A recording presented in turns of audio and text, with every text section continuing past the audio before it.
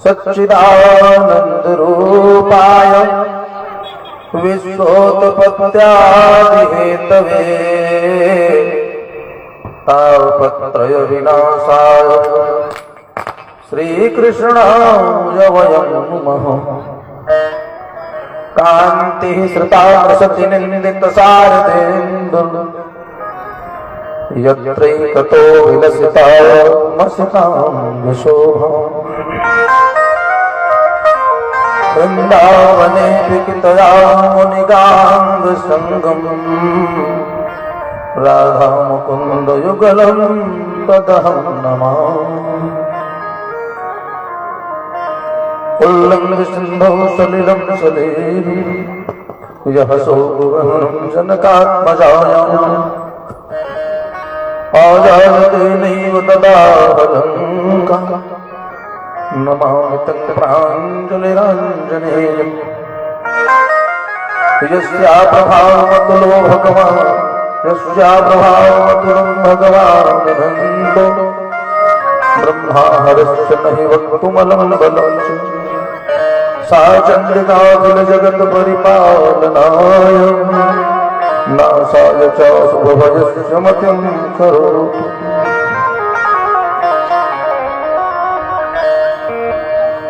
अखण्डमण्डलाकारं व्याप्तं येन चराचरं तत्पदं दर्शितं येन तस्मै श्रीगुरुवे नमः। ब्रजराज से नाता जुड़ा जब जग की तब क्या परवाह करे, हम याद में रोते रहे उनकी पलकों पर अश्रु प्रवाह भरे। जितने वह दूर रहे हमसे उतने हम उनको याद करें। सुख अद्भुत प्रेम की पीड़ाओं हम वाह करें वह वाह करें। अपने अपने घर लिखे भैया है सबही को भीर, जिन्हें भीर सब घर रखी धन्य धन्य रघुवीर। हे भारत के सारथी तुम कह कोटि प्रणाम, मेरे मन तुरंग की थामो माथ लगाओ। पग पवित्र तीर्थ गमन कर पवित्र देवधाम, मुख पवित्र तब होते हैं जो बोलो राधे श्याम। प्रेम भागवत भगवान की जय। सभी भक्तगण दो बार हमारे साथ भगवान नाम संकीर्तन तो भगवान की कथा। दशरथ के राज हमारे सुखी बोलो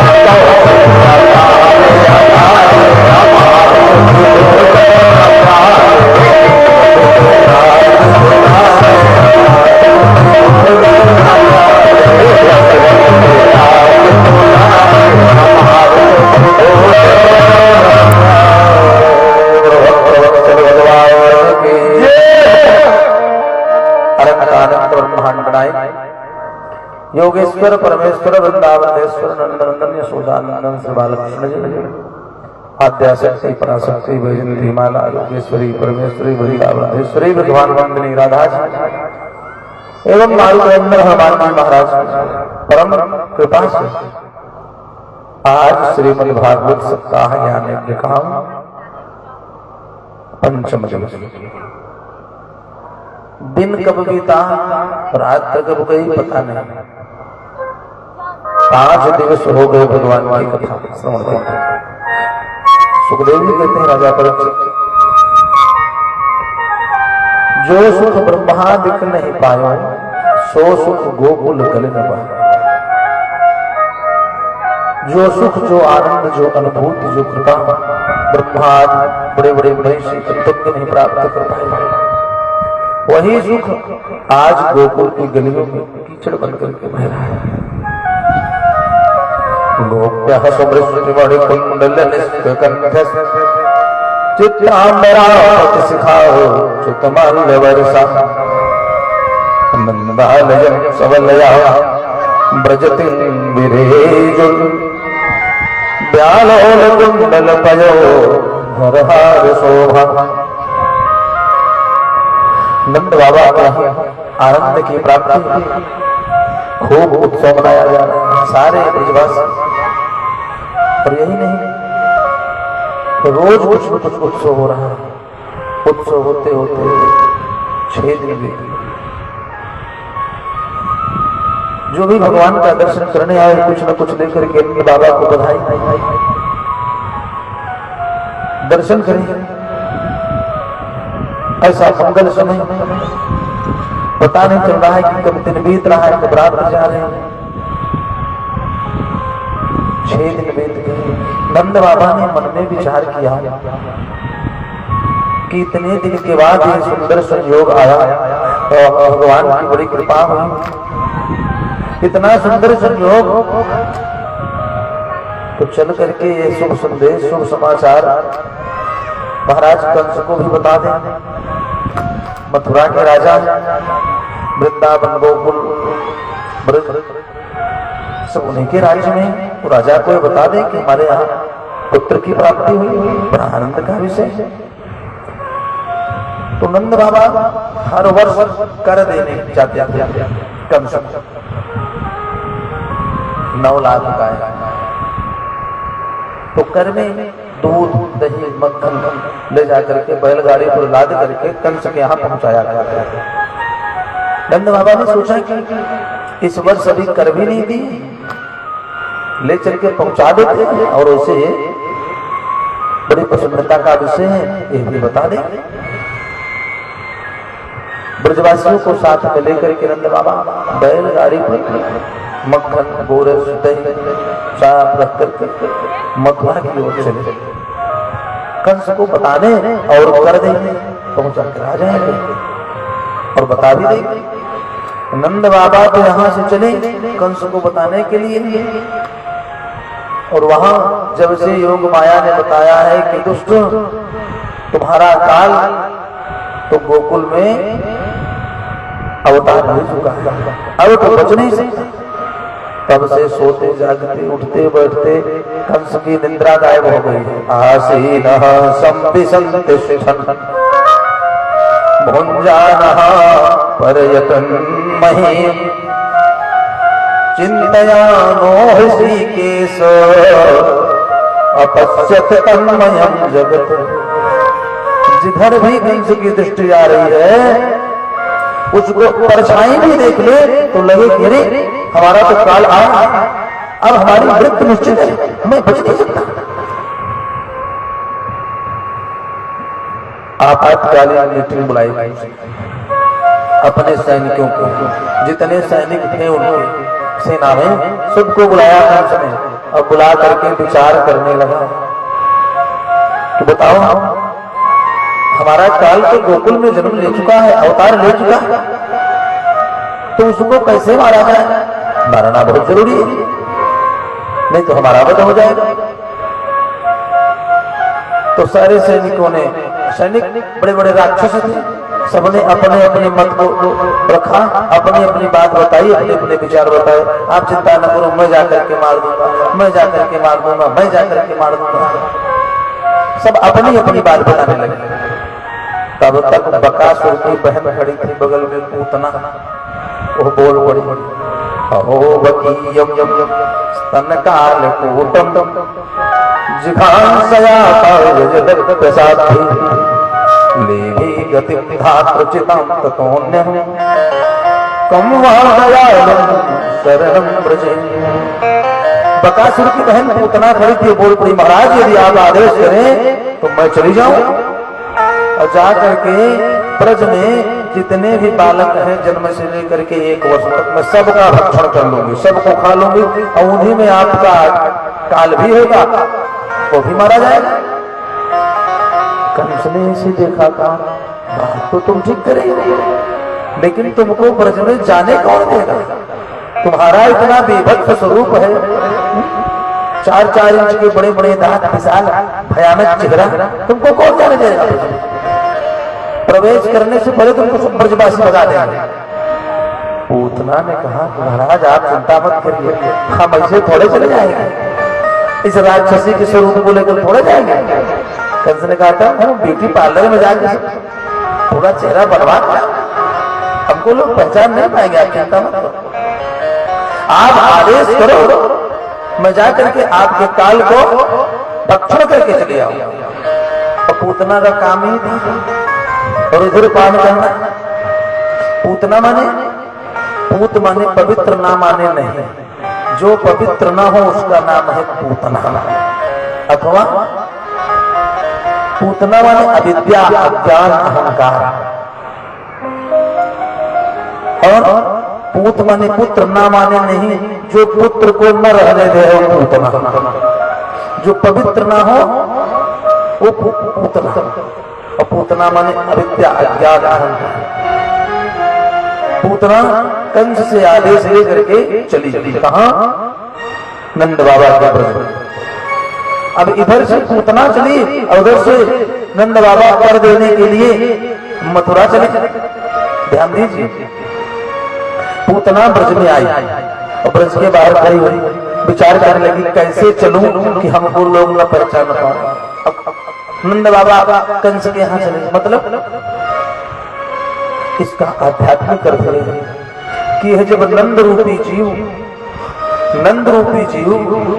परब्रह्म परमात्मा को छोड़ करके कंस रूपी काम से मिलने जाएगा, तब पूतना माने अविद्या, ज्ञान, अहंकार आ ही जाएगा।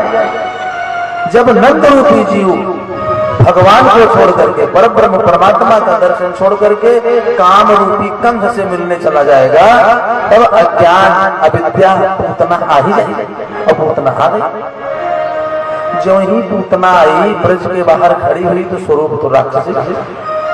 कंसेन प्रहिता घोड़ा पूतना बाल घातिनी शिशुंस चार निघ्नन्ति पुरग्राम ब्रजादिषु कंस के द्वारा भेजी गई पुतना जेहू ब्रज के बाहर आई, विचार करने लगी, अरे ये तो हमारा स्वरूप डरावना है, राक्षसी का है, तो कोई हमको ब्रज में तो जाने नहीं देगा।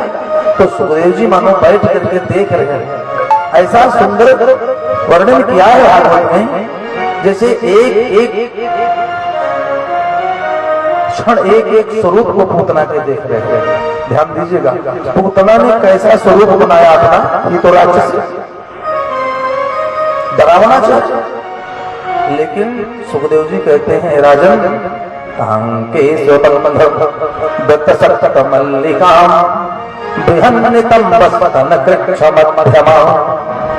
सुवास संकंपित कर्ण भूषण तिखोल्लसित कुंतल मंडितानन। ऐसा सुंदर देवांगना का स्वरूप बनाया। ताम केस बंधन सप्त मल्लिका, बाल को बांध लिया, उस पर पुष्प लगा लिए, बेला चमेली। ताम केस बंधन, इसमें बाल को बांधा, दत्त सप्त मल्लिका, बेला चमेली के सुगंधित पुष्प लगा लिया। सुवास संकंपित कर्ण भूषण, श्रृंगार कर लिया, बड़े बड़े कुंडल पहन लिए कानों में जो गले तक लटक रहे। अब चाहे सोने का रावल भैया, चाहे आर्टिफिशियल, बड़े बड़े कुंडल पहन लिए। भागवत में बृहन्न तनिमस्तन कक्षमध्वना सुवास संकंपित कर्ण भूषण, कानों में कुंडल धारण कर लिया। तिखोल रसद कुंतल मंडितानन, ऐसा स्वरूप बनाया तो इधर उधर लगने लगे, तिरछे नेत्रों से देखने लगे, कोई हमको पहचानता ही नहीं। अब हमने सुंदर स्वरूप बना लिया, अब कैसे कोई पहचानेगा? बल्कि देवांगना इतना बढ़िया बनावटी चेहरा बना करके और धीरे धीरे कैसे चल रही है, ब्रज में कैसे प्रवेश कर रही है। दूसरे श्लोक में लिखते हैं सुखदेव जी कि बलगुस्मितां पांगुपिसर्ग दीक्षितैः मनोहरती वनितां ब्रजौकसां असम्मतां भोजकरेण रूपिणी गोप्यः श्रियः दृष्टुमिवां गतां पति। बलगुस्मितां पांगुपिसर्ग दीक्षितैः, बनावटी स्वरूप बना करके बकुले के समान धीरे धीरे पैर को रखती हुई, बलगुस्मितां पांगुपिसर्ग दीक्षितैः मनोहरतीं वनितां ब्रजौकसां, मन को अपनी ओर आकर्षित करते हुए, इसके वनिता यानी स्त्री, वनितां ब्रजौकसां, ब्रजमंडल की जो स्त्रियां थी, जो माताएं थी, उनके मन को अपनी तरफ आकर्षित करती हुई बकुली के समान धीरे धीरे पैर रखती हुई। असम्मतां भोजकरेण रूपिणी गोप्यः श्रियः दृष्टुमिवां गतां पति। गोपियों ने देखा, ग्वाल वालों ने देखा, अरे इतनी सुंदर स्त्री कौन हो सकती है? ऐसे इधर उधर देखते हुए, सबके मन को चुराते हुए पूतना पहुंची कहा नंद बाबा के द्वार, जहां भगवान पालने में लेटे। और श्रृंगार को इतना बढ़िया किया, स्वरूप इतना बढ़िया, परंतु स्तनम दुर्जर वीर्यमुल, कालकूट के समान विष स्तन में लगा करके गई। मानसे की मारने की मंशा से भगवान को स्तनपान करा और गोविंदाय नमो नमः। मन में देखिए इतना विकार, और स्वरूप कैसे देवांगना का स्वरूप बनाया। यही है काम स्वरूप। पूतना पहुंची, भगवान जहां पालने में बैठे, गोपियों ने देखा, जो स्त्रियां बैठी थी मंगल गीत गा रही थी, उत्सव में सम्मिलित थी, उन्होंने जब देखा तो आपस में बातचीत करने लगे, अरे कौन है इतनी सुंदर स्त्री, कहां से आ गई? अब वो तो वास्तविक चेहरा तो था नहीं, बनावटी चेहरा। किसी ने कहा कि यशोदा मैया की कोई रिश्तेदार होगी, यशोदा की कोई रिश्तेदार होगी।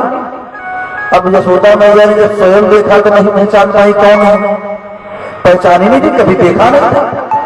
अब जो ही पूतना थोड़ा और समय पहुंची, यशोदा मैया उठ करके, बहन आप कहां से आ रही हैं? पूछ लिया, बहन आप कहां से आ रहे हैं? पूतना ने कहा हमको नहीं पहचानती, हमें नहीं पहचाना, मैं देवांगना हूं, देवलोक से आ रहे हैं, आपके यहाँ लाला हुआ। ये समाचार जब हमको प्राप्त हुआ तो बधाई देने चले आई आप। तो यशोदा ने सोचा मैं इसको तो पहचान नहीं रही हूँ, अभी ना पहचाने पुत्र के पास नहीं जाने दूंगी, बहाना बना दिया। ऐसा है बहन, हमारा बालक तो सो रहा है, अब आप बैठो जलपान करो। पूतना ने कहा चिंता मत करो, ये जो आगंतुक अतिथि आए हैं, जो माताएं हैं, इनका स्वागत सम्मान करो, हम सब संभाल लेंगे लाला को, आप चिंता मत करो। ये कहती हुई अब यशोदा जी कैसे कहेंगी तो हमारे बेटे के पास मत जाओ। यशा प्रदात है यशोदा, जो सबको यश प्रदान करे यशोदा, तो कैसे रोक दे कि मत जाओ हमारे बालक से मिलने, उसका दर्शन करने, उससे स्नेह करने मत जाओ। कैसे पूतना पहुंची, और जब पूतना पालने के पास पहुंची तो सुखदेव जी कहते हैं राजा परीक्षित भगवान ने अपने दोनों नेत्र बंद कर लिए, देखा नहीं पूतना की ओर। क्यों? इस पर शब्दों के अनेक भाव हैं। कुछ शब्द कहते हैं कि पूतना की ओर भगवान ने इसलिए देखा कि भगवान तो ज्ञान है और पूतना है अज्ञान, भगवान के सामने अज्ञान टिक नहीं सकता, अविद्या टिक नहीं सकती, इसलिए भगवान ने सोचा अगर पहले देख ली तो टिक नहीं पाएगी, चली जाएगी, इसका उद्धार कैसे होगा।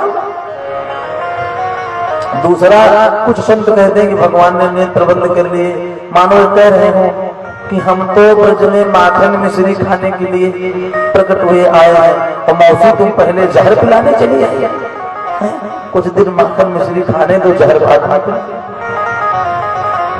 कुछ संत ये कहते हैं कि पूतना को देखकर भगवान ने नेत्र इसलिए बंद कर लिया कि भगवान के नेत्रों में सूर्य और चंद्रमा निवास करते हैं, और जो ही उनकी दृष्टि पड़ेगी पूतना एक क्षण नहीं टिक पाएगी, बनावटी स्वरूप तुरंत हट जाएगा, सब जान जाएंगे, उसका उद्धार नहीं हो पाएगा। अनेक भाव है संतों के, और भगवान ने अपने नेत्र बंद कर लिए। पूतना पहुंच करके पालने से उठा दिया और उठा करके स्तन पान कराने लगे। सुखदेव जी कहते राजा परीक्षित भगवान भी प्रेम से स्तन पान करना प्रारंभ कर दिए, और स्तन पान करते करते परमात्मा पूतना के प्राणों को ही खींचने लगे, प्राण भी हरण करने लगे। तो पहले तो थोड़ा दर्द हुआ, तकलीफ थोड़ी सी, पूतना ने सोचा उठा करके पालने में रख, ये ठीक नहीं। भगवान ने जोर से पकड़ लिया पूतना, कहा मौसी मैं जिसको पकड़ता हूं तो उसको कभी छोड़ता नहीं, अब तुम्हारा उद्धार करके ही मैं तुमको छोड़ूंगा। और जब भगवान पूतना के प्राणों को हरण करने लगे, असहनीय पीड़ा होने लगी पूतना के शरीर में, तब बोल पड़ी सामुंच मुंचालमिति प्रभासिनी निस्पीड्यमान जीव मरमणि। बोली छोड़ दो छोड़ दो, प्रभाषणी दो बार कहा, छोड़ दो। मतलब हे भगवान, इह लोक और परलोक अब दोनों बना, मुंचाल प्रभाषणी। खूब असहनीय पीड़ा होने लगी पूतना को, शरीर में कंपन होने लगा। नेत्र मानो आगे की ओर निकल जाएंगे, और चरणों भुजो, शरीर हाथ पैर करने लगे, कंपन होने लगा। पूतना ने सोचा कि अब हमारा भेद खुल जाएगा, तो भगवान को लेकर के उड़ी, आकाश मंडल में उड़ी। सुखदेव जी कहते हैं राजा परीक्षित भगवान ने आकाश मंडल में ही पूतना के प्राण को हरण कर लिया, और आकाश मंडल में जब उड़ी तो अपने वास्तविक रूप में आ गए, जो सही स्वरूप था राक्षसी का।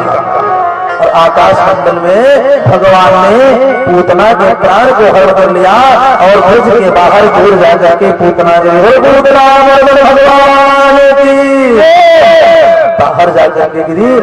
इतना विशाल शरीर था पूतना का कि पतमानो पितक्ते दुगतीय अंतर दुमान चूर्णयामास राजेंद्र महदासी तमद्भुतम।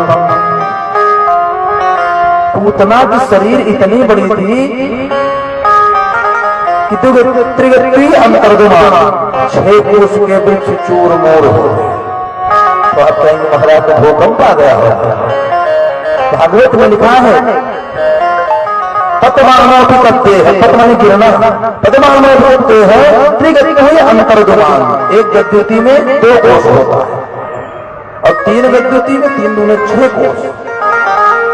चूर्णयामास राजेंद्र, मतलब सुखदेव जी कहते हैं चूर्णयामास राजेंद्र, हे राजा परीक्षित, तो चूर्णया मैंने चूर चूर हो गए, 6 कोस के वृक्ष माने 6 कोष कौन है?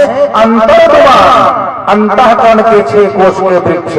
अंतर्द्वान काम क्रोध मोह लोभ मद मत्सर, ये शरीर के 6 कोष हैं और ये 6 कोष के वृक्ष चूर चूर हो गए।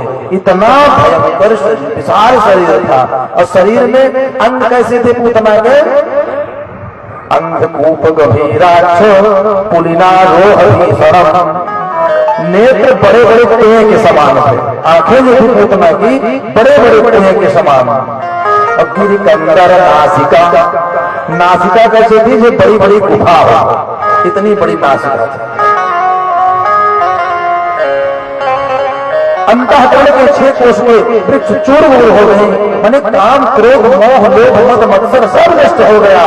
और भागवत में लिखा है, सुखदेव जी कहते हैं राजन, जो स्थान यशोदा मैया को बाद में मिलेगा वही स्थान पूतना को भगवान ने पहले दे दिया, अपना धाम प्रदान करा दिया। अब राजा परीक्षित ने प्रश्न कर दिया, क्यों? आखिर क्यों? गुरु जी ये बताओ, क्यों पूतना को भगवान ने जो स्थान यशोदा मैया को बाद में मिलता पहले क्यों मिल गया? सुखदेव जी कहते हैं राजन ध्यान से सुनो। परीक्षित ने कहा कि गुरु जी यही बात समझ में नहीं आ रही है कि पूतना में तो कुछ भी अच्छाई नहीं थी। आप कहेंगे कि सात्विक भोजन करती थी, वो भी तो नहीं करती। पूतना लोक बालघनी, छोटे छोटे बच्चों को भक्षण करती थी। और कहेंगे कि महाराज अच्छे कुल की थी ना? पूतना लोक बालघनी राक्षसी रुधिरासनम, राक्षसी थी, रुधिर पान करती थी। और भगवान के दर्शन के लिए भी नहीं थी पूतना। जिघान सयाति हरये, मारने की मनसा से गई थी, तो क्यों भगवान ने उत्तम लोक प्रदान किया? राजा परीक्षित ने पूछा। और सुखदेव जी ने कहा कि राजन बात आपकी सब सही है। पूतना लोक बालघनी राक्षसी रुधिरासना जिघान सयाति हरये, परंतु एक बार उसीलिए भगवान ने लोक प्रदान किया। क्यों? बोले अस्तनम दत्त्वा सतगति, पूतना ने अपना स्तन पान कराया था, इसलिए भगवान ने अपने मां का स्थान पूतना को भी प्रदान कर दिया। और जब लेकर के गिरिब्रज मंडल के बाहर पूतना भगवान को शरीर पर खेलने लगी, और लेकर के उड़ी तो यहाँ हाहाकार मच गया। यशोदा मैया तो मूर्छित होकर के गिर पड़ी। राक्षसी आई हमारे लाला को लेकर के चली गई। सब गोपियां ब्रजवासी दौड़ करके जब बाहर आए देखा तो भगवान पूतना के शरीर पर खेल रहे, लेटे हुए खेल। 6 दिन के बाद उठाया, गोपियों ने उठा करके ले आई, यशोदा मैया की गोदी में दिया।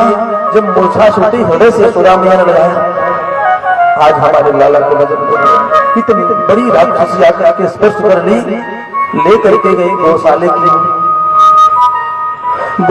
ओर गई। और पुनर्देव गौशाले में जो धूल थी, गाय गौ माता के चरणों की धूल थी, उसी धूल को लिया और गाय माता की पूंछ से धूल लगा करके भगवान के अंगों में स्पर्श कराया और झाड़ा लगाने लगी, मंत्र पढ़ने लगी। भागवत के 8 मंत्र हैं, 8 श्लोकों में यशोदा मैया गोपिकाएं भगवान को पुनर्देव जो गौ माता के चरणों की धूल है, उसी से भगवान के एक एक अंगों में स्पर्श करते हुए बोलती हैं। अभ्यागजमणिमास तव जान थोरु यज्ञोक्तः तटतटं जठरं भयास्यः कृतके सवस्तदुर एष इनस्तुकंठं विष्णुर्भुजं मुखमुरुक्रमतीश्वरः इंद्रियाणि हृषिकेश प्राणानारायणोऽवतु श्वेतदीपपतिश्चित्तं मनो योगेश्वरोऽवतु। इंद्रियाणि हृषिकेश, इंद्रियों की रक्षा हृषिकेश भगवान करे। हृषिक माने इंद्री, ईश माने स्वामी। जो इंद्रियों के स्वामी है वो हमारे लाला के इंद्रियों की रक्षा करे। धूलि को उठाया, लगा दिया पैर में, नासिका में, कान में। प्राणा नारायण, प्राणों की रक्षा हमारे पुत्र की नारायण करें। अश्वेत दीपपति चित्तं मनोयोगेश्वरो, चित्त की रक्षा श्वेत दीप के निवासी भगवान करें और मन की रक्षा योगेश्वर भगवान करें। कृष्ण गर्भस्ते बुद्धि महात्मान भगवान तरह, आत्मा की रक्षा भगवान करें। क्रीडन्तम पात गोविंदः शयानं पात माधवः। क्रीडंतम खेलते समय, क्रीडंतम पात गोविंदः खेलते समय हमारे लाला की रक्षा गोविंद भगवान करे, और शयानं पात माधवः सोते समय हमारे बालक की रक्षा माधव जी। भगवान मन ही मन मुस्कुरा रहे, बताइए हमारे नाम से ही झाड़ा लगाया जा रहा है। क्रीडंतम पात गोविंदः शयानं पात माधवः, झाड़ा लगा करके सुधा मैया गोपिकाएं सब गई। पूतना का उद्धार हुआ और सारे ब्रजवासी मिल करके काट काट करके पूतना के शरीर को जलाया जिसमें, और जो सुंदर सुगंधी निकली जलने के बाद। क्यों? कर स्पर्शेन माधव, भगवान का स्पर्श हो गया था और राक्षसी का शरीर भी ढील हो गया। परमात्मा ने जिसका स्तर पान कर लिया, पूतना को भगवान ने अपना धाम प्रदान किया। पूतना लौट करके नहीं ले। जब नंद बाबा आए, यह समाचार सुना, राम राम इतनी बड़ी राक्षसी आ गई थी, हमारे बालक की रक्षा हुई। भगवान ने हमारे लाला की रक्षा की। भगवान थोड़ा और बड़े हुए, समय भी था, तीसरे महीने में प्रवेश किया परमात्मा। कंस ने विचार किया पूतना तो नहीं आई, अब की बार हो जाओ सकटासुर को, सकटासुर को भेजा नंद बाबा के यहाँ। जब तीसरे महीने में भगवान प्रवेश किए तो करवट बदल दिए एक दिन, खूब प्रसन्नता हुई, उसका भी उत्सव मनाया जाने लगा। उत्सव मनाया जाने लगा, उसी समय सकटासुर पहुंचा। तो उत्सव के समय जो घर में सामान रखे हुए थे सब निकाल करके बाहर बैलगाड़ी पर आरूढ़ कर दिया सोदा मैया ने। अतिथियों का स्वागत करने के लिए, सबको बैठाने के लिए जगह खाली। सकटासुर आया, उसी बैलगाड़ी में छिप करके बैठ गया। बैलगाड़ी में छिप करके बैठ गया। जब लोग ज्यादा आने लगी, यशोदा मैया ने भगवान के पालने को भी निकाल करके बाहर रख दिया। सब लोग आओ बैठो। भगवान ने कहा देखो हमारे लिए उत्सव मनाया जा रहा है, हमको ही बाहर कर दिया जा रहा है। उसी बैलगाड़ी के पास करुणा भी रख दिया। सकटासुर ने सोचा कि अब पकड़ करके इनके गले पे दबा दूंगा। भगवान ने कहा बिल्कुल ऐसे पालने से पैर निकाला और एक बार खींच करके बैलगाड़ी पर प्रहार किया। बैलगाड़ी उलट गई और उलट गई तो उसी बैलगाड़ी पर सामान लगा था, उसी के नीचे सकटासुर दब गया। जो ही बैलगाड़ी उल्टी, सब दौड़ करके आई, देखा तो पालने में कन्हैया खेल रही है और सकटासुर बैलगाड़ी के नीचे दब करके उद्धार हो गया। कुछ दिन और बीते, कंस एक के बाद एक राक्षसों को भेज रहा है। कभी त्रावण को भेज, सकटासुर को, त्रावण को, अघासुर को, एक के बाद एक राक्षसों को भेज रहा है। और भगवान धीरे धीरे बड़े होते होते सबको गोविंदाय नमो नमः करते जा रहे हैं। लीला में ही सबका उद्धार होता जा रहा है। कुछ समय और बीता। यहाँ पर वसुदेव जी देवी मैया कारागार में गर्गाचार्य जी को बुलवाते हैं। गर्गा पुरोहित राजन यदूनाम स्वमहापतम, यदुवंशियों के पुरोहित गर्गाचार्य जी। वसुदेव ने बुलाया और बुला करके कहा कि महाराज आप जानते हैं कि हमारे दो पुत्र नंद बाबा के यहाँ, तो रोहिणी हमारी जो पत्नी है रोहिणी, उनका एक पुत्र और देवकी का एक पुत्र, दोनों नंद बाबा के यहाँ है। तो महाराज समय बीत रहा है, उन दोनों बालकों का नामकरण होना चाहिए। गर्गाचार्य जी ने कहा बात ठीक है। कहा कि महाराज आप जाइए और चुपके से नामकरण करवाना, कोई चाल न पाए, कंस को बात पता न चले। गर्गाचार्य मथुरा से चले नंद बाबा के यहाँ ब्रज, और ब्रज में चले तो यशोदा मैया के द्वार पर जब पहुंचे नंद बाबा के यहाँ तो पुकारते जा रहे हैं। ब्राह्मण का आगमन हुआ है, कर्मकांडी ब्राह्मण का, कोई यज्ञ करवा लो, कोई रुद्राभिषेक करवा लो, कोई सत्यनारायण भगवान की कथा करवा लो, नामकरण संस्कार करवा लो। ऐसे बोलते हुए आगे बढ़े। यशोदा मैया ने सुना, कहा महाराज रुको रुको रुको, मानो कथा तो हो गई है और अनुष्ठान हो गए, हमारे यहाँ दो बालक हैं, उनका नामकरण नहीं हुआ है, आप बड़ी बढ़िया याद दिलाएगा। रुको रुको रुको। गर्गाचार्य ने कहा कि भैया हमारा तो काम ही है नामकरण संस्कार करवाना। मन में कहा कि हम तो आए ही इसी के लिए हैं। रुको, भीतर गए तो रोहिणी से कहा कि चलो बालक को लेकर के नामकरण संस्कार करवा लेते हैं। रोहिणी ने कहा कि किसी को भी पकड़ करके पूजा करवा लेते हो। विचार किया कैसे पंडित जी हैं, ज्ञानी है कि नहीं, ज्ञान है कि नहीं, बस वैसे तिलक लगाए चले आए, मस्तक में नामकरण संस्कार करवा। यशोदा जी ने कहा बात तो सही कह रहे हो, बिना जाने ऐसे नहीं करना चाहिए। चलो ऐसा करो कि परीक्षा भी हो जाएगा, तुम हमारे पुत्र को ले लो, मैं तुम्हारे, और समझ में आ जाएगा। जब जान जाएंगे पहचान लेंगे तो समझ लेना कि असली वाले पंडित जी हैं, नहीं तो बस वही नक सिर जटा विशाल, बड़े बड़े विशाल जटा वाले पंडित जी हैं, सब पता चला जाएगा। तो रोहिणी के पुत्र को यशोदा जी ने ले लिया, यशोदा मैया के पुत्र को रोहिणी ने लेकर के बाहर आई। कहा महाराज नामकरण संस्कार हो। गर्गाचार्य ने कहा कि मैया कहाँ होगा स्थान तो बताओ। यशोदा मैया ने कहा कि देखो महाराज, हम जब भी कोई बड़ा उत्सव करते हैं हमारे लाला पर कोई न कोई संकट जरूर आ जाता है। कभी पूतना आ गई तो कभी तृणावर्त आ गया, कभी सकटासुर आ रहा, राक्षस आते हैं और उन आपत्तियों से हमारा लाला तक बचता आया। तो महाराज अब की बार उत्सव भीड़ भाड़ नहीं होगी, चुपके से नामकरण संस्कार करवा। गौशाले की ओर, गौशाले में जल छिड़कवाया और आसन लगा दिया। यशोदा मैया रोहिणी जी बैठे, गर्गाचार्य जी बैठे।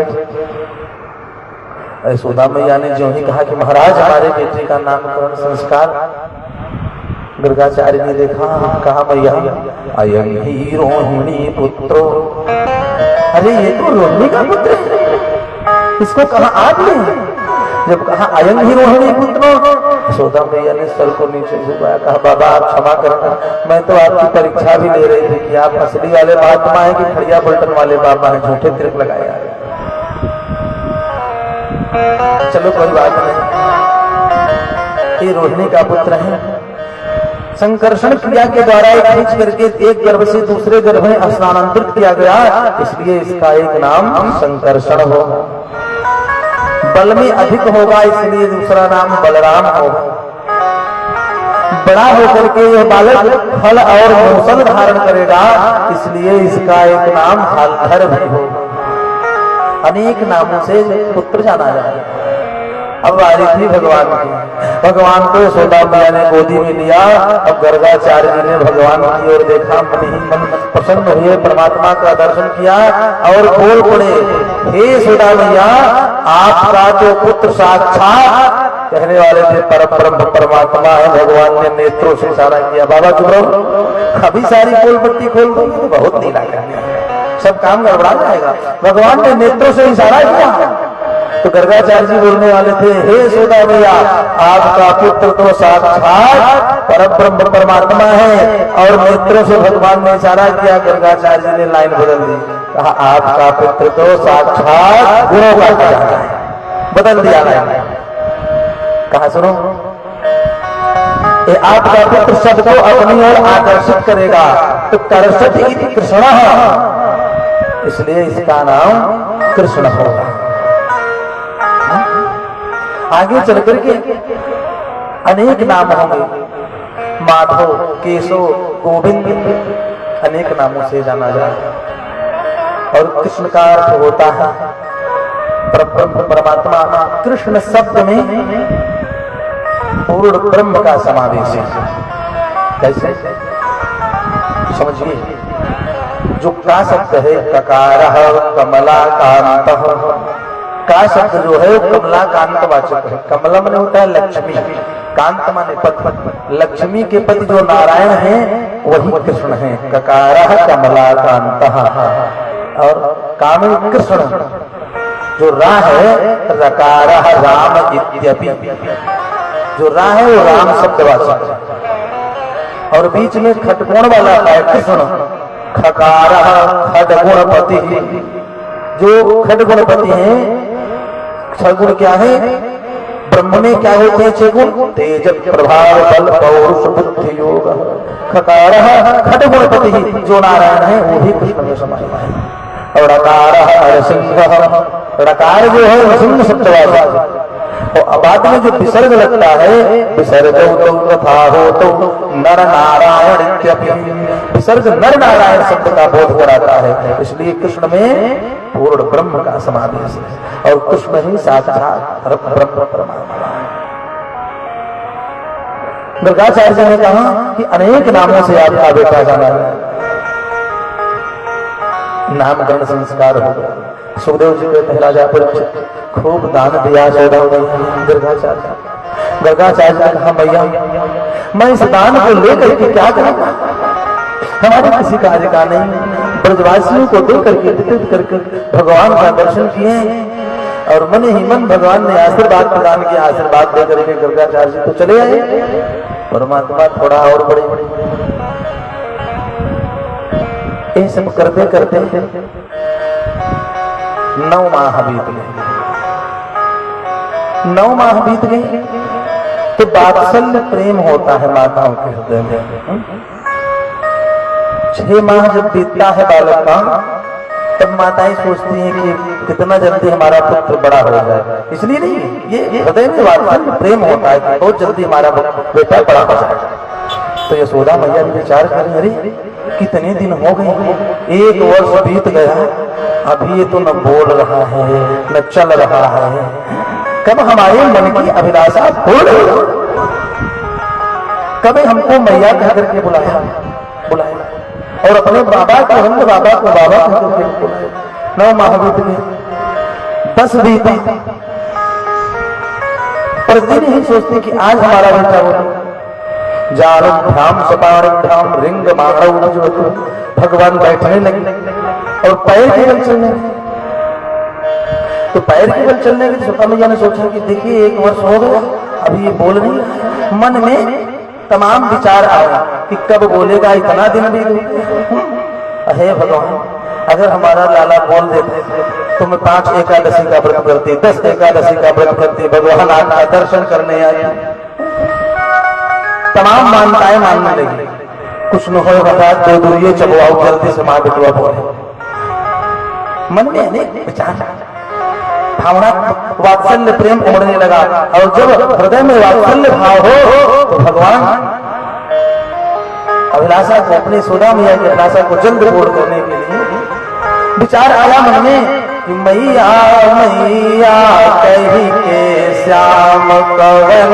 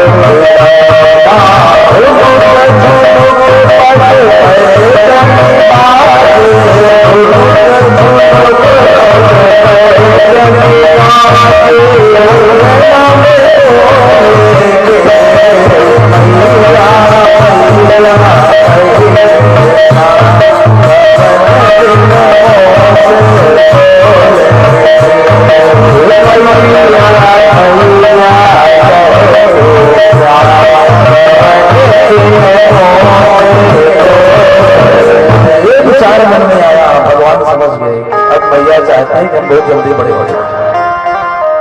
1 वर्ष पूर्ण होने को, 1 वर्ष जो ही पूर्ण होने को आया, तो भगवान मैया कह करके बोल दिए। जब मैया कह करके बोल दिए, दौड़ करके सुधा मैया गई, नंद बाबा को बताई, और नंद बाबा जब आए तो नंद बाबा को भी बाबा कह करके बोल दिए। नंद बाबा प्रसन्न हो गए और अपनी गोदी में उठाए। थोड़ा समय और बीता, भगवान जो पैर से चलते थे जमीन में घुटने के बल वो खड़े होकर के चलने लगे। बलराम और भगवान कृष्ण दोनों लोग खड़े होकर के चलने लगे। जब खड़े होकर के चलने लगे तो और खुशी हो गई। सुखदेव जी कहते हैं राजा परीक्षित की लीला देख करके सोदा मैया दिन भर भगवान स्वरूप और अर्जुन, अरे हजारों दासदासियां हैं घर में कार्य करने के लिए, सब कार्य करे, सोदा मैया तो दिन भर वाले के पीछे, भगवान के पीछे। जब भगवान पैरों से चलने लगे, दोनों भैया आंगन में टहलने लगे, खुशी का ठिकाना नहीं रहा। सुखदेव जी कहते हैं राजा परीक्षित, एक दिन यशोदा मैया बलराम को और कृष्ण को सुंदर स्नान करा करके नए वस्त्र धारण कराए, नए कपड़े पहनाए, बालों में केसों में सुंदर उपटन लगाया, श्रृंगार किया, काजल का टीका लगा करके छोड़ दिया आंगन में। अब आप लोग खेलो, हम अन्य कार्य करके आते हैं। बलराम और कृष्ण को यशोदा मैया ने श्रृंगार करके आंगन में छोड़ दिया, और जब आंगन में छोड़ दिया, अन्य कार्य करने के लिए गए। वापस जब लौटी तो पहचान में नहीं आई। आंगन के एक कोने पर नंद बाबा के कीचड़ भरा हुआ है। दोनों भैया गए और उसी कीचड़ में खूब सन गए, पूरे शरीर में कीचड़ लपेट ली। जो सुंदर नए वस्त्र धारण कराई यशोदा मैया, सब कीचड़ में सन गया। पूरे शरीर में नख से लेकर के सिर तक कीचड़ ही कीचड़, केवल वही दोनों आंख दिख रही थी, जगन्नाथ स्वामी की तरह केवल आंख दिखाई दे रही थी, बाकी पूरे शरीर में कीचड़ कीचड़। जब लौट करके यशोदा मैया आई, इधर उधर देखा तो दोनों बालक नहीं दिखे। जब कोने पर नजर गई कीचड़ के पास, देखा तो सने दोनों भैया खड़े हैं। और भगवान ने यशोदा मैया को देखा तो मैया के पास आने के लिए चले। जब आने लगे, कीचड़ में सन करके भगवान यशोदा मैया के पास आ रहे हैं, और सुखदेव जी झांकी का वर्णन करते हैं। यशोदा मैया क्रोध है तो बोल प्रेम सकला वैवम विलोक्य दामोदरम बदति क्रोध वसात यशोदम त्वं सुकरोसि गत जन्म निपूत नारे इति सस्मितम मुखो अवतनो मुरारो। सकला वैवम विलोक्य, प्रेम का मतलब होता है कीचड़। सकलों ने पूरे शरीर में विलोक देखा। जब यशोदा मैया ने तो पूरे शरीर में कीचड़ लगा करके भगवान दौड़े चले आ रहे हैं। दामोदरम वसति क्रोध वसात यशोदा, यशोदा मैया को क्रोध आया, बोल भैया दामोदर, पूरे शरीर में कीचड़ से लगा लिया। अरे पूत, हे दामोदर, पूरे शरीर में कीचड़ लगा लिया तुमने। और ये कह करके क्रोध में आकर के यशोदा मैया बोल गई, तुम सुकरोसि गत जन्म निपूत नारे। अरे पूत, तुम पूरे जन्म में कीचड़ में सड़ गए, तुम सुकरोसि गत जन्म निपूत नारे। जब यशोदा मैया ने कहा, अरे भूत तुम सुकरोसि, तुम सुकर हो, भगवान लगे हंसने, जोर से खिलखिला करके हंस पड़े। कहा मैया आपको कैसे पता, मैं तो पूरे जन्म का सुर हूँ, मेरा तो शुक्रावतार हो चुका है, तुम सुकरोसि गत जन्म निपूत नारे। ये कहा यशोदा मैया ने। भगवान दौड़ करके आने लगे कि हमको गोदी से उठा लेंगे। यशोदा मैया कहा, दो हमारे पास तन्मातरौ निज सुतौ घृणया स्नुवन्तौ पंकांगराज रुचिरामुपगुह्यदोर्ध्वा दत्त्वा स्तनं प्रपिबतो स्म मुखं निरीक्ष्य मुग्धासिताल्पदसनं जजतु प्रमोदम्। जब यशोदा मैया ने कहा मेरे पास में आओ, भगवान थोड़ा रुके, सर को झुकाया, मुग्धास्मिताल्पदसनं जजतु प्रमोदम्। जब सर को झुकाया तो लगा कि भगवान नाराज हो गए। यशोदा मैया का क्रोध शांत हो गया और उठा लिया, गोदी में उठा लिया।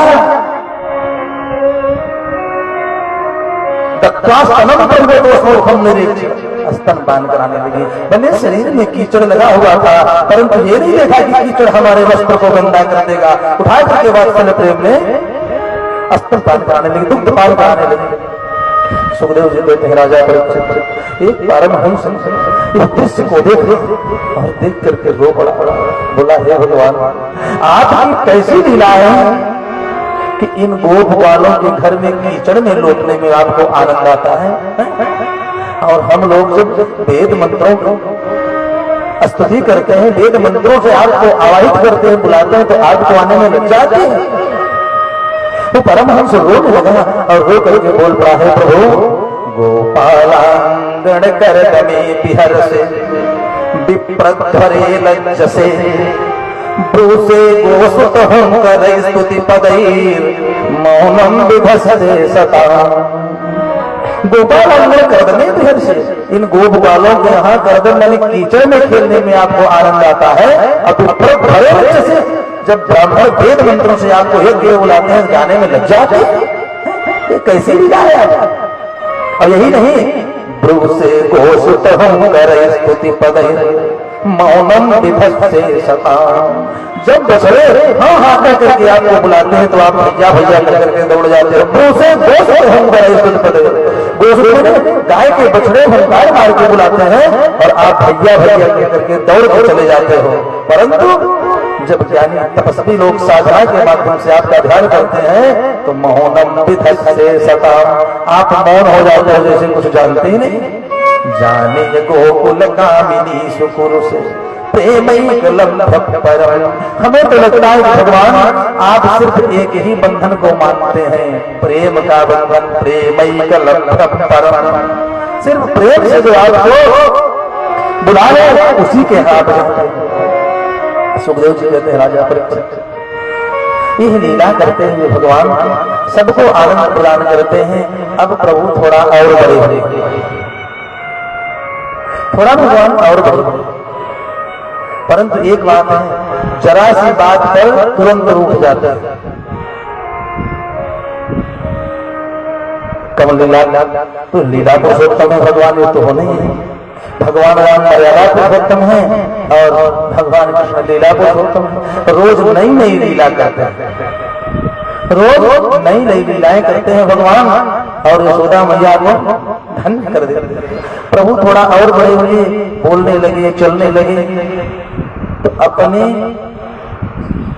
साथ के बच्चों के साथ, जो भगवान की उम्र के बच्चे थे, 1.5 साल 2 साल, उनके साथ खेलते, उनके साथ खेलते, उन्हीं के साथ लीला करते। भगवान थोड़ा और बड़े हुए। एक दिन की बात है, अर्धरात्रि के समय आकाश मंडल में भगवान ने ऊपर देखा, शुक्ल पक्ष में चंद्रमा के प्रतिबिंब को देखा, प्रतिबिंब को देखा, मैया यशोदा को दिखाया, देखो ऊपर, माँ ये चंद्रमा कैसे बना होगा? इनको बनने में तो बहुत सा दूध लगा होगा। यशोदा मैया ने कहा, हाँ बेटा, कितना दूध लगा होगा?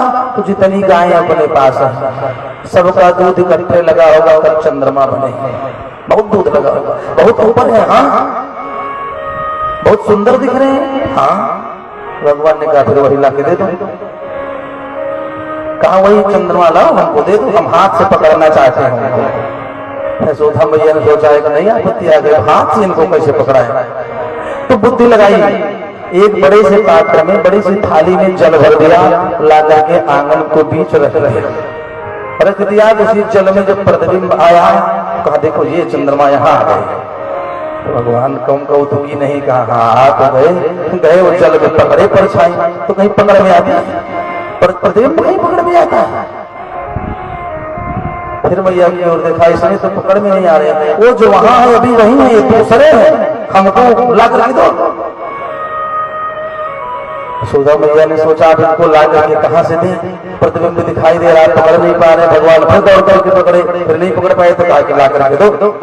यशोदा मैया ने कहा, बेटा वो वहां से पकड़ के नहीं ला सकते, लाना तो पड़ेगा, हम लेंगे वही चंद्रमा जो दिख रहे। यशोदा मैया ने कहा, वो तो नहीं आ सकते, वो नहीं आ सकते। तो भगवान रूट करके जाकर दूर, मैं अब आपसे बात ही नहीं करूंगी। यशोदा मैया भगवान के पास आई, एक तो चंद्रमा की शोभा आंगन में, दूसरे नंद बाबा के आंगन में जो खंभे गड़े हैं उसमें मड़िया जड़ी हुई है, उनकी शोभा बड़ी अलौकिक छटा। और उन सब शोभाओं में, उन सब सुंदर अनुभूतियों के चित्रण में भगवान की शोभा अपने आप में और अलौकिक। गए खंभे के पास खड़े हो गए भगवान, कहा मैया अब हम तुमसे बात नहीं करेंगे, हमारे पास से तुम दूर चले जाओ, या तो फिर चंद्रमा ला करके हमारे हाथ में पकड़ा, और नहीं पकड़ा सकती हो तो फिर हमारे पास से दूर चले जाओ, हमसे बात मत करना। सुखदेव जी कहते राजा परीक्षित यशोदा मैया ने सोचा कि बिना एक पल बोलने के लिए तुम इतना तरस रही थी, एक क्षण जब बोलेगा नहीं तो मैं कैसे रह पाऊंगा। यह विचार करके यशोदा मैया मन में सोचने लगी, नंद जी के कंचन में हलिया तो यशोदा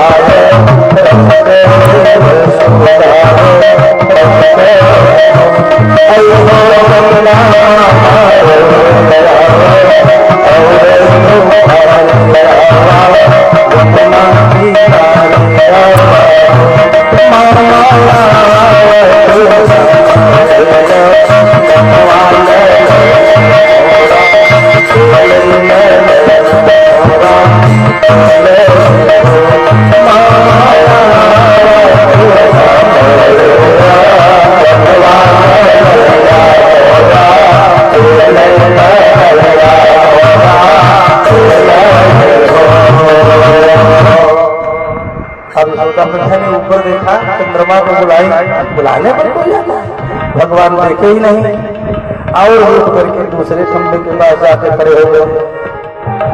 रुठ गई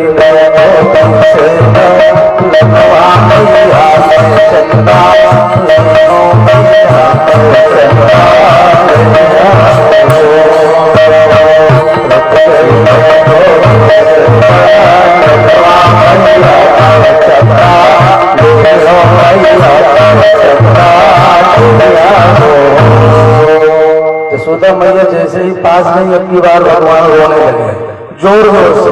जब रोने लगे तो उनको तकलीफ हुई, मैया क्या, जब तकलीफ हुई तो अब यशोदा मैया समझाने लगी, जन्नी रो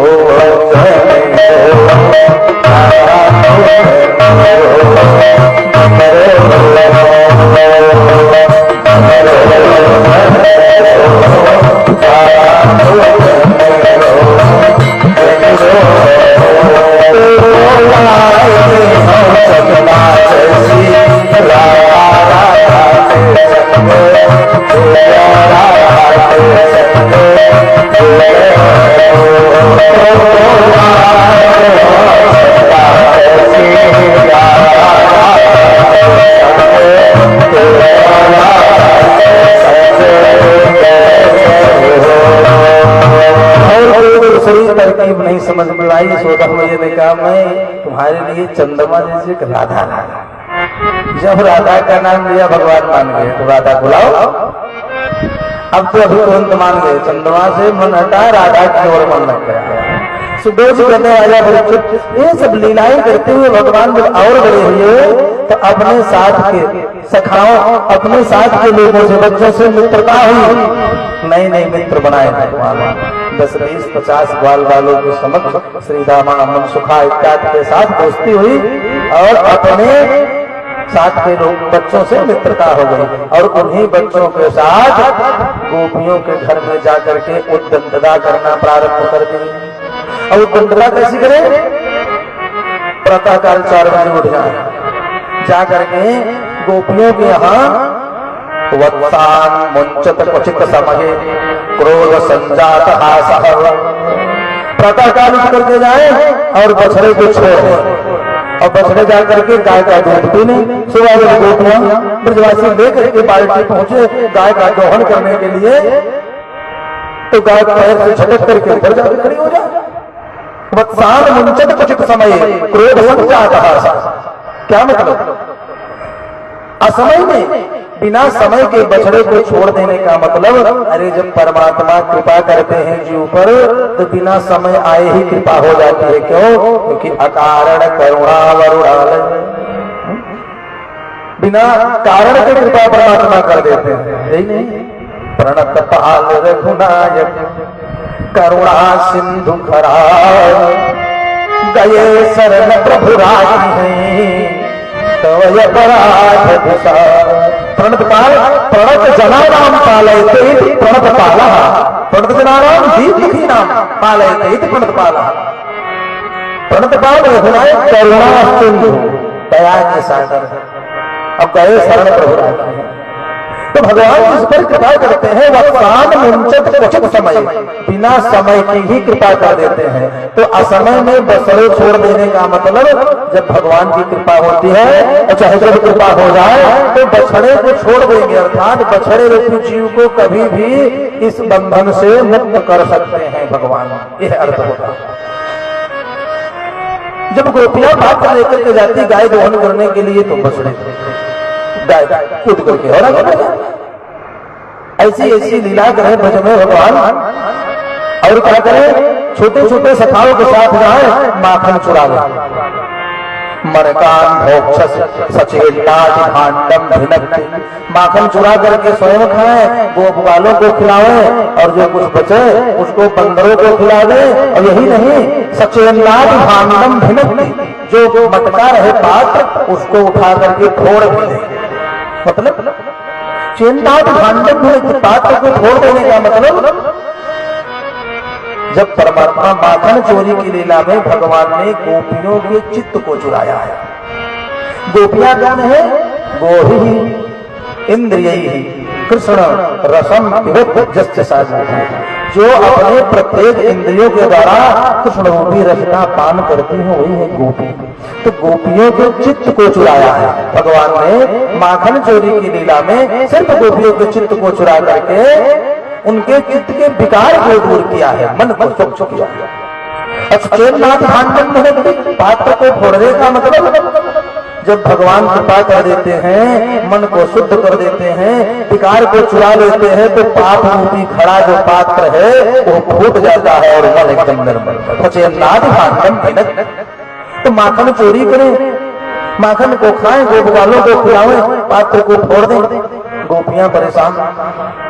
यशोदा मैया से एक दो गोपी आकर के बताई, मैया ने कहा कि देखो भाई आप लोग गलत कर रहे हैं, हमारे यहाँ माखन की दूध की कोई कमी है? 9 लाख गाय ऐसे भरा रहता है, हमारा लाला अंग्रेज से नहीं छूता। हम तरसते रहते हैं कि कभी हाथ से छू ले, कर स्पर्श कन्हैया हाथ से छू ले माखन को, दूध को कभी छूता ही नहीं। हम तुम्हारी बात कैसे मान लें? सब चुप होकर के चली जाइए। एक दिन की बात है, भगवान गए माखन चोरी करने के लिए तो गोपियों ने उपाय किया, जब माखन चुरा लिया जाए घर से तो एक छीके से रस्सी बना करके उसमें पात्र को मटकी को रख दिया कि अब कैसे चुराया जाए। तो भगवान कम कौतुकी नहीं उसकी भी युक्त लगाए। पहले छोटे छोटे बच्चों को नीचे खड़ा कराया, उसके ऊपर पड़े ऊंट के ऊपर और सबसे ऊपर अपने चढ़ गए, स्वयं चढ़ गए। गोपी को पता चल गया कि चुराने के लिए कन्हैया आ गया है, माखन चुराने आ गया है, छुप करके देख रहे हैं। और जो ही ऊपर चढ़े एक हाथ से छीके को पकड़ा भगवान ने, दूसरे हाथ से मटकी में हाथ डाला और माखन निकाल करके जैसे पहले स्वयं खाए, पहले स्वयं खाते थे फिर बच्चों को खिलाते थे अपने सखाओं को। जैसे ही मुख में डाला तब तक गोपी आ गई तो ही हाथ से पकड़ करके लटके थे, नीचे के सारे बालक भाग निकले, नीचे के भगे उसके ऊपर गिरे, सब लोग भाग गए, बेचारे हाथ से पकड़े लटक गए, एक हाथ में माखन लगा, क्या क्या नीचे देखा तो गोपी खड़ी नीचे देखा, अरे अब क्या करें? काट उतरा, उतर गया, उतारा, पकड़ करके उतारा नहीं। कहा क्यों? आज तो पकड़े गए माखन चुरा रहे। भगवान ने कहा देखो सही बात तो यह है कि मैं चुराने नहीं आया था। तब क्या कर रहे थे? बोले हाथ हमारे उंगली में लगी थी चोट, तो हम सोचे कि इसको माखन में डुबो देंगे तो शीतलता आ जाएगी, थोड़ा ठंडक पहुंचेगी, इसीलिए हाथ डाले। तो कहा मुख में कैसे लगा है? मुख में माखन कैसे लग गया? कहा जो ही हाथ डाला मटकी में छीके को पकड़ करके आपके, वैसे हमारे नासिका में चींटी जाने लगी, तो हम सोचे उसको हटा दें इसीलिए मुख में लगा। गोपी ने कहा बहाना मत बताओ, आज पकड़े गए हो, हम तुम्हारे मैया से देकर के प्रमाण दिखाएंगे कि ये तुम्हारा लड़ा है, माखन चुराते पकड़ा गया, मुख में भी लगा है, हाथ को पकड़ा। गोपी लेकर के आगे बढ़ी तो तमाम और गोपियां साथ में, चलो भाई हम भी बताएंगे, हमारे यहाँ भी माखन चुराया है, हमारे मटके को फोड़ दिया है। तो चोर का सरदारे पकड़ जाए तो साथी और चोर अपने आप चले आते हैं। जो गोप ग्वाल बगे थे वो बेचारे पीछे पीछे, जब कन्हैया पकड़े गए तो हमारी ही बात खुल जाएगी। आगे आगे हाथ पकड़े गोपी गोप ग्वाल और गोपियां साथ पहुंचे यशोदा मैया के द्वार पर और भीड़ लग गई, खूब भीड़ लग गई। आवाज लगाई, यशोदा मैया महल से बाहर निकली, देखा तो कन्हैया पकड़े गए, गोप ग्वाल गोपियां एक स्वर में सब बोल पड़े, आपका लाला है चोर, आपका पुत्र चोर है यशोदा मैया। चोरी तो की है लेकिन हमारे मटके को भी फोड़ दिया है। ऐसी दुष्टता इसलिए की है यशोदा मैया, क्या बोल, सामने प्रमाणिक हाथ पकड़े, हाथ में माखन लगा, मुख में भी लगा। अब गोपियां उलाहना दे रहे, मेरी मटकी दई है फोड़े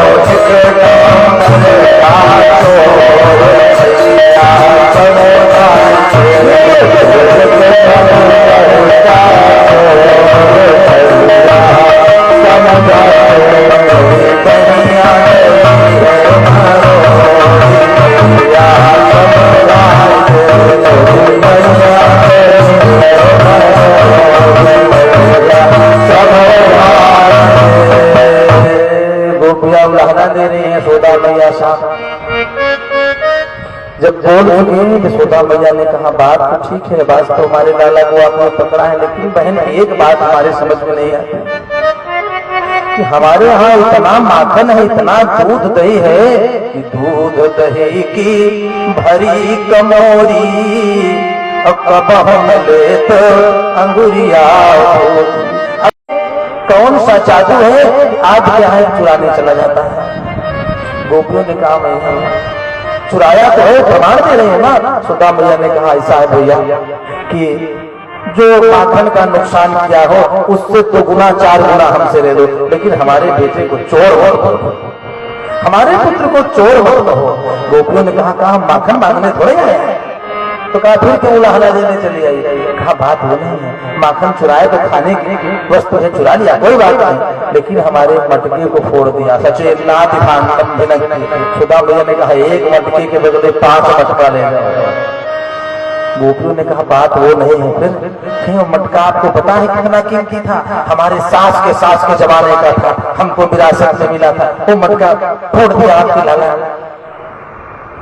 यशोदा मैया को थोड़ा क्रोध आया, कहा सुनो, जितने मटके का नुकसान हो उससे 10 गुना मटका मैं दे दूंगा, जितने माखन का नुकसान हुआ होगा लेकर के जाओ उसका 2 गुना 4 गुना 10 गुना, लेकिन शर्त ये है क्या आज से कोई हमारे लाला को चोर नहीं बोलेगा, कोई उलाहना लेकर के नहीं आएगा और कोई हमारे द्वार पर दिखाई नहीं पड़ेगा।